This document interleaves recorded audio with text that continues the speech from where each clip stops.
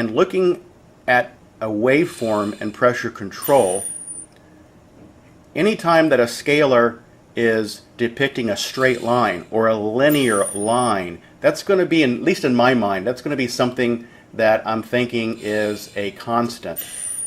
If on a scalar you're having lines that are curving or they're not exactly straight in some way, then that's going to be an indication that's probably something is variable. And in this situation, we see that, well, first and foremost, I have a pressure waveform that's scaled inappropriately. And so the first step in any of this is to scale your waveforms appropriately so you can see what's going on. So I see here my pressure waveform is way too small. So that's something that's much better. The 840 ventilator defaults at 50% rise time. So what we can do to optimize this waveform, we see that we've kind of got a situation in which we've got a curve to our pressure control waveform. So what I can do is I can increase my rise time to square that up.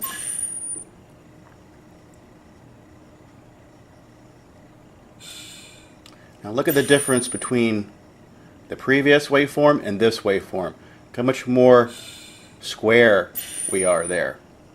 So what I've effectively done is I've eked out probably 20 to 30 cc's of tidal volume just from taking my rise time and setting it appropriately. You'll find if your rise time is set too high, you will find a little rabbit ear right here, which is indicative of something that you may need to back off on that rise time. So here we have pressure support, and we can tell we're in a spontaneous mode because I've got patient activated triggers here, and on the 840 spontaneous inspiratory breaths are highlighted in red. And a button that's always available in pressure support is E-sensitivity. And the expiratory sensitivity, or E-sens, is a setting that defines the percentage of the projected peak inspiratory flow at which the ventilator cycles from inspiration to exhalation.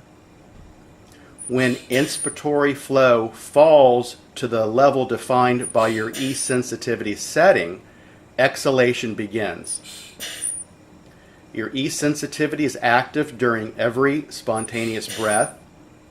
And I kind of like to think of E-sensitivity kind of is to a spontaneous breath what rise time is to the pressure breath or pressure control breath, in that I can manipulate what's happening on that breath by changing certain settings. It's important to remember, the higher the E-sensitivity setting, the shorter the I time of the breath. Again, the higher your E-sens setting, the shorter the inspiratory time. Generally, the most appropriate E-sensitivity setting is going to be compatible with the patient's condition, neither extending nor shortening the patient's intrinsic inspiratory phase. So what all this means is a spontaneous breath is, more specifically a pressure support breath, is terminated after so much flow has been exhaled. So again, the higher the E-sensitivity setting, the shorter your I time is going to be. So now let's increase the E-sensitivity number on the machine. And now let's see the difference there. So now I'm cycling much faster. I'm cycling into inspiration much faster now than I was previously. So again, if you're having a situation in which you have somebody on spontaneous and they have some sort of a leak, you can turn up this E-sensitivity number and make the machine cycle into exhalation sooner. Look what happens when I decrease my E-sensitivity.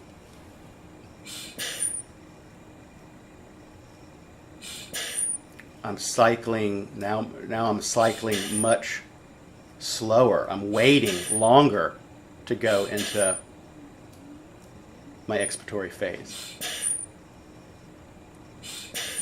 While we're at it here, let's talk about flow trig or flow trigger. So basically in flow trigger, the higher my number, all right, the more difficult it is for the patient to trigger a breath.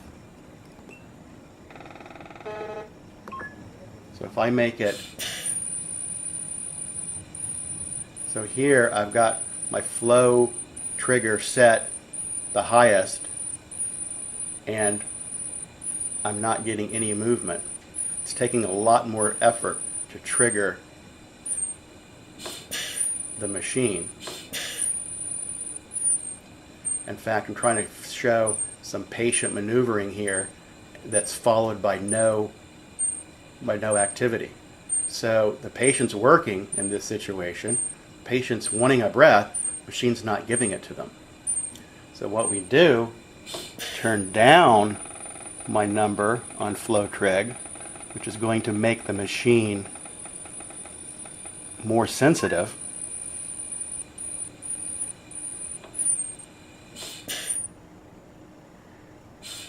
And now, every time that I even touch the lung here, the machine's triggering.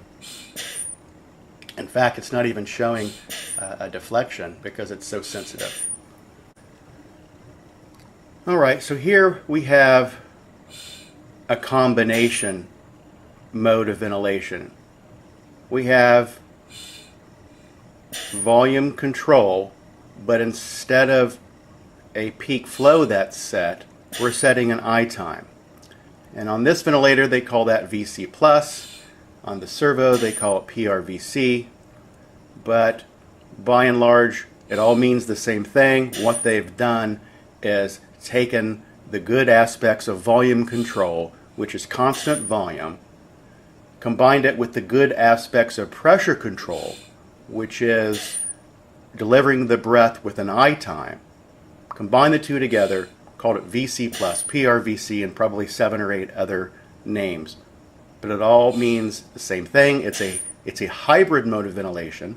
You're combining two different concepts together. And that is when, especially for me, the waveforms start getting a little muddied up. Because again, we're having a situation where we're combining modes together. And when we don't truly understand the fundamental basics of what a waveform looks like in straight pressure control and what a waveform looks like in volume control, it then, when we combine these modes together, it even muddies the water even more. So in this situation, we see that we have a pressure and a flow waveform. And again, there's a little bit of a curve to my pressure waveform, right? So what I can do, again, and VC plus or PRVC, I have an option to start moving my rise time to a situation where I'm squaring that pressure waveform off, optimizing my volumes as much as I can. It's getting a little better. It's changing a little bit. Let's do a little more.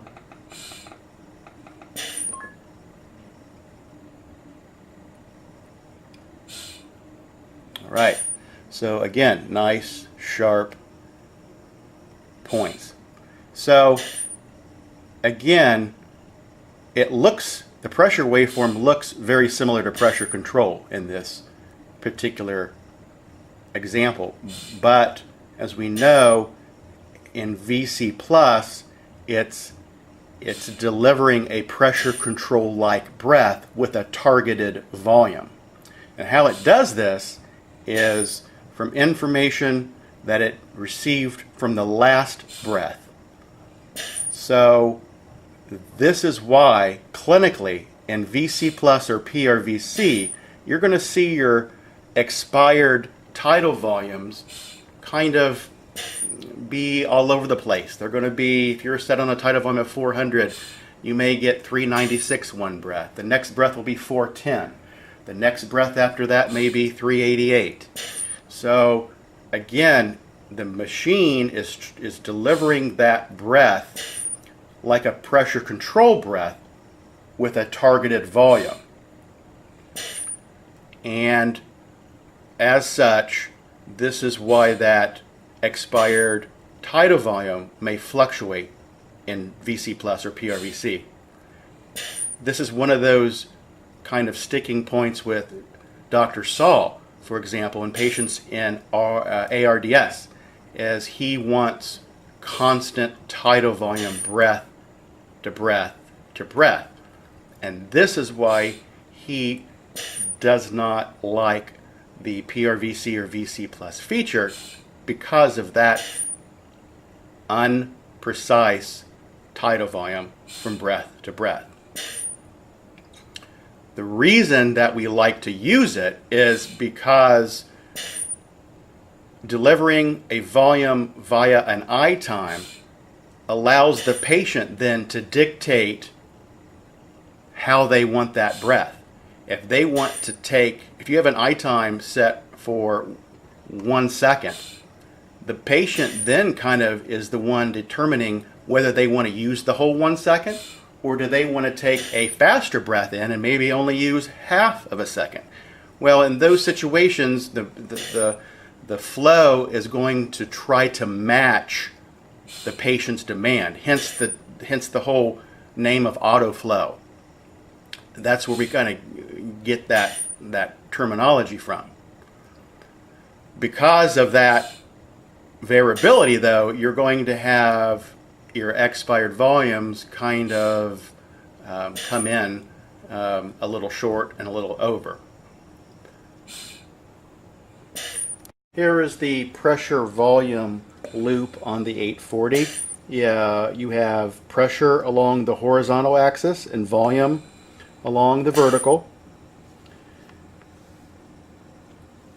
Again, this loop is used to interpret changes in resistance, compliance, over-distension, and work of breathing. It's very difficult to see any changes on this vent as opposed to the Servo U. The Servo U does a little better job of mimicking some of these issues. I'm really having problems doing the same thing on the 840.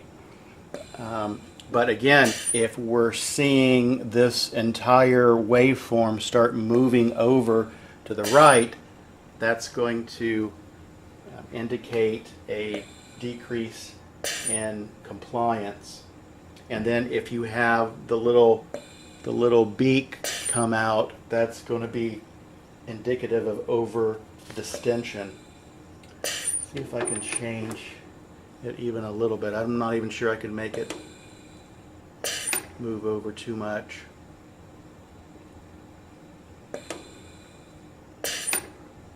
Now, it moved over a little, but again, it's difficult to see what that would look like. Here is the flow volume loop on the 840 ventilator. Again, we have volume along the horizontal, and we have flow on the vertical. This can be used to see changes in flow following the effects of bronchodilators, again, or secretions, or perhaps water in your vent circuit. If we can At least maybe look at some of that.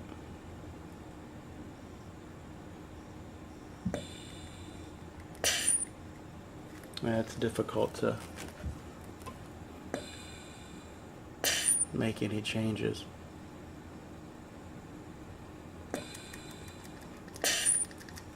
There's a little bit of variability there, but it's difficult again to make the machine respond in a simulation.